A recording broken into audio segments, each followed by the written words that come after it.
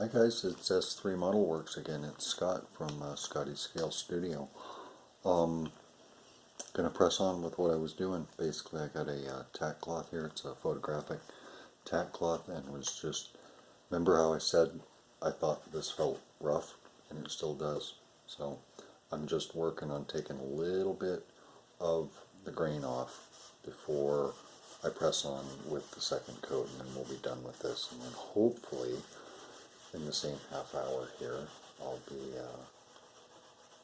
be laying down a little bit of clear lacquer on top of all this that I've got. I've got just a little bit thinned down, but it's just enough to get the job done. So this won't take but another minute. I just wanted to hit it again. I already hit it real well.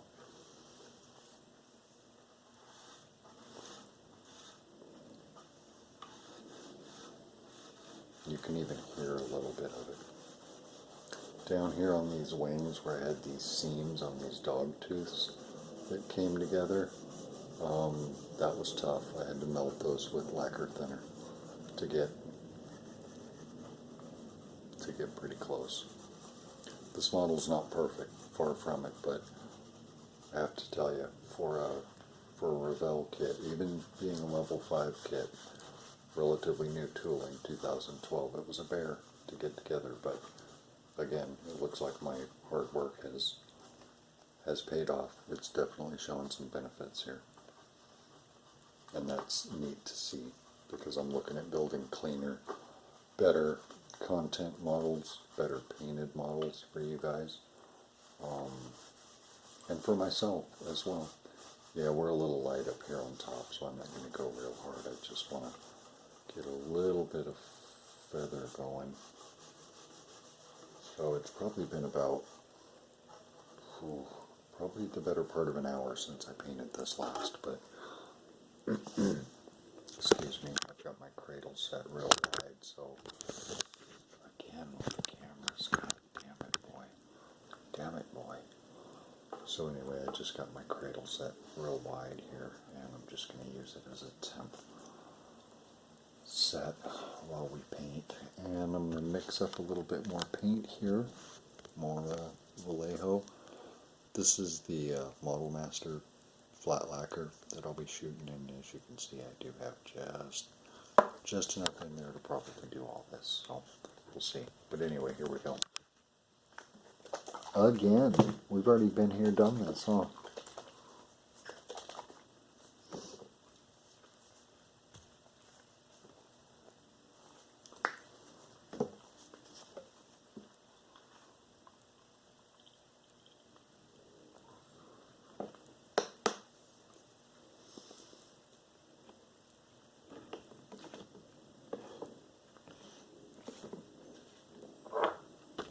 If this is going to be anything like the other painting, it's also going to go very quickly, so that's cool. Hopefully by the time I do one, let this set and hang for a while, I'll be able to move straight in on the lacquers, which on the bits and bobs pieces and the vertical and horizontal stabs in the back and the belly tank, because those have already been on the dry for a good while now. Those had 2 coats probably, easily pushing 3 hours ago now. So anyway, almost ready to go here again. I'm going to start with the top wing, finish that one up, and then blend the bottom again, and then probably do a very, very light mist on the top of this. And I am really looking forward to doing some of that silver gray, either in a mix or on a standalone. I usually don't get great results on a standalone. I have to go real thin, but anyway, let's see how coat number 2 comes out here on the fuselage. Wish me luck.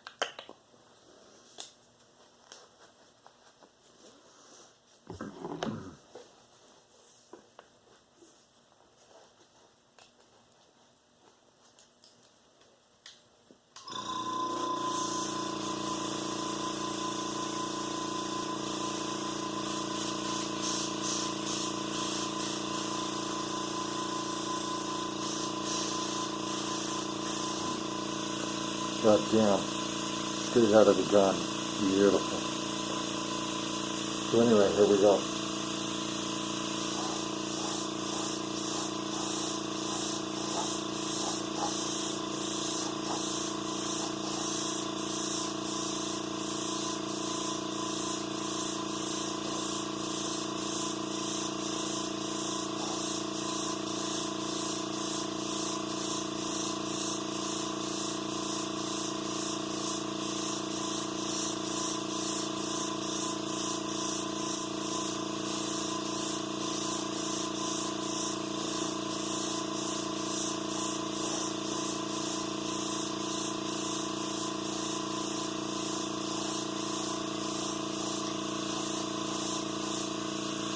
Real nice.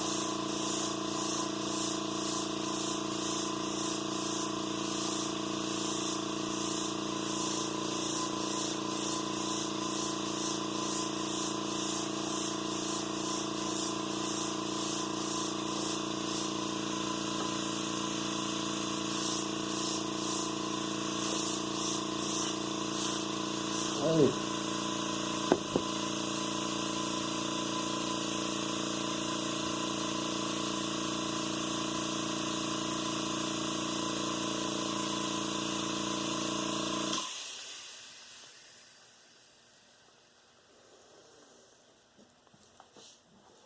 I have to hang that up for a moment.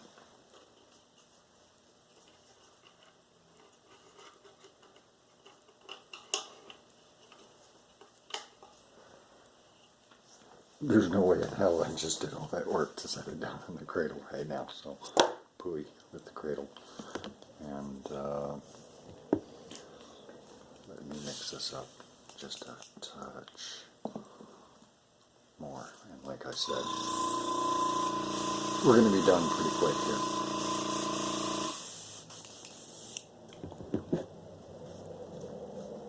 But I want a good thick coat on here, and I want the lacquer on here because we are going to be doing some other work. We're going to be doing some metal work if I can move into it tonight.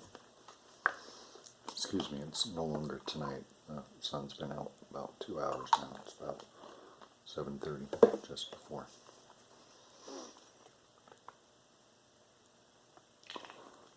Alright, again, nice and thin. Nice and thin.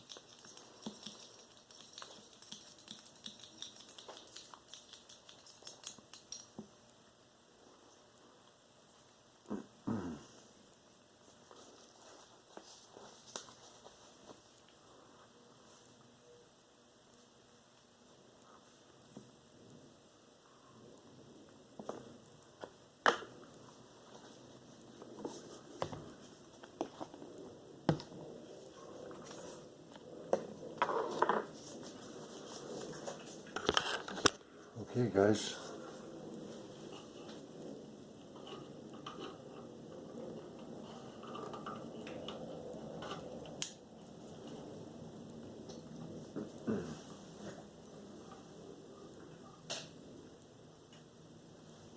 God damn it, Scott. Make a promise, keep a promise, throw a promise away. Holy smokes, big dummy.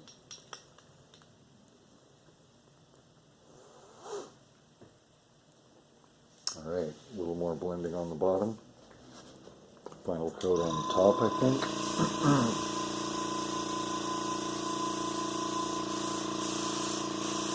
Oh.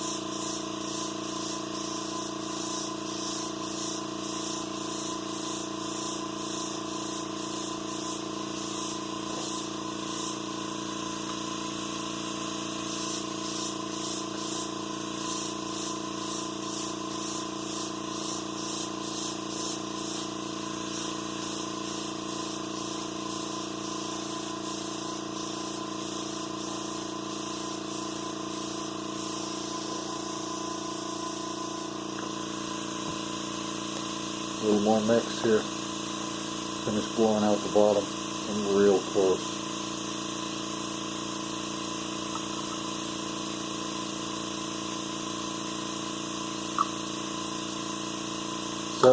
Seven's lucky. Don't know why. Just felt it. Sometimes this is how the processes are. Sometimes it's how they work.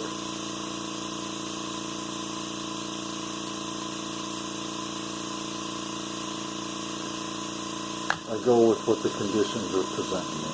So that's my rule of thumb. This is very thin.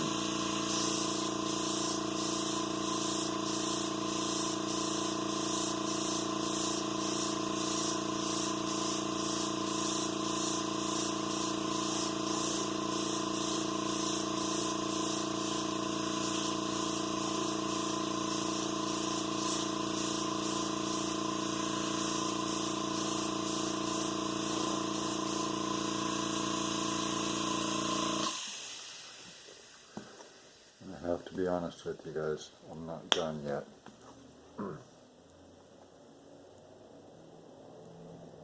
Yeah, I know. Danger mouse, danger mouse, danger mouse.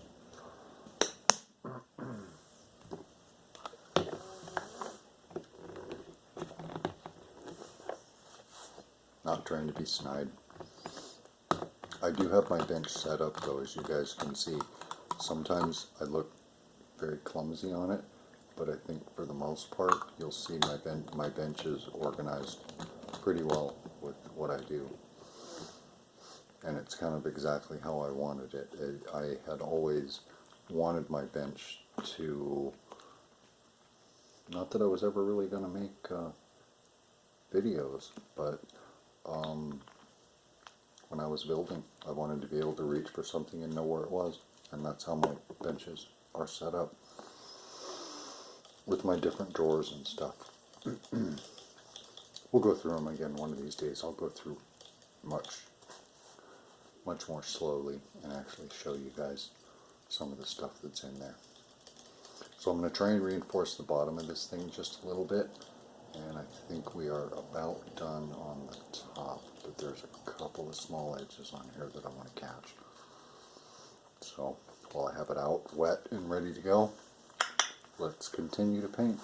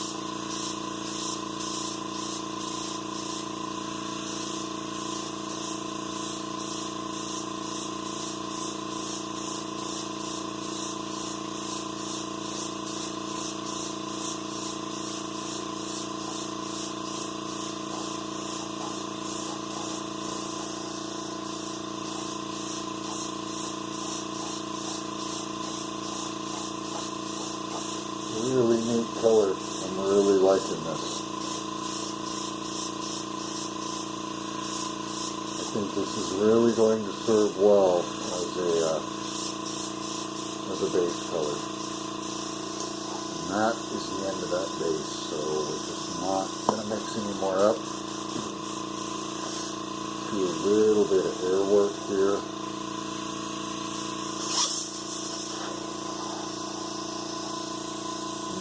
Back up. But essentially we're done. As long as I don't bobble it and knock it into anything.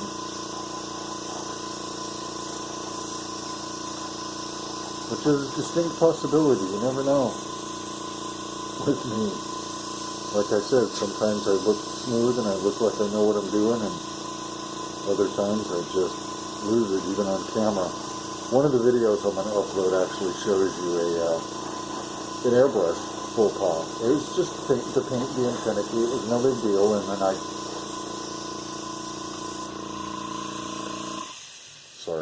trying to talk over the damn compressor. But it was just it was an airbrush bobble. It was me on camera. I got frustrated because the paint was getting finicky, and I dropped my tip as a result, and pretty much wasted the last 6-7 minutes of the video ruminating as to whether or not it was dented. So I stopped in between those shoots and picked up my 60 magnifier and looked at it off camera, and it's okay. It's worn. I'd like to see if I can get a picture of that thing for you guys. It's a pretty neat picture. It's a very well worn tip. It's the second tip in 12 years, I think. Second tip and second needle, and I've replaced a couple of the seals. It's on its second main seal, and I think I've had a couple other ancillary seals along some of the noses and bumpers that go on there. Things that make it spray much nicer than it actually does right now, but I was using the wrong. They're not the VIII type. So bottom line is lacquer thinner ate them up, and boom, they were gone. So I've been spraying without them ever since. As you can see, not a bad result for spraying without seals and seals that need replacement. So that's my Iwata BCS. It is a siphon feed dual action brush. I personally like the siphon feeds because the neat thing is when you have a gravity feed, all the sediment in the bottom of your neck goes to the bottom of your cup. In a siphon feed, guess where it stays? Right down here at the very bottom neck. That's no poop. It flows around it until it builds up. You need to keep it cleaned and free of buildup in there. But that is exactly what it does. Wow, 17 minutes. I must be getting better at this. This is great. So let me clean the airbrush real quick, and we're gonna spray some clear. Shall we? I just dropped my quick disconnect on my toe, and of course it hit my toe, the only place it could possibly hurt it, right on the smallest little joint. Ow!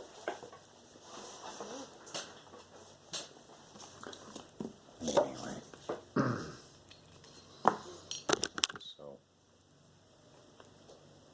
I'm just going to show you guys again how I break this thing. Everything comes out. I'm going to hit it with lacquer while I got it apart. So I'll have a nice clean transition to move on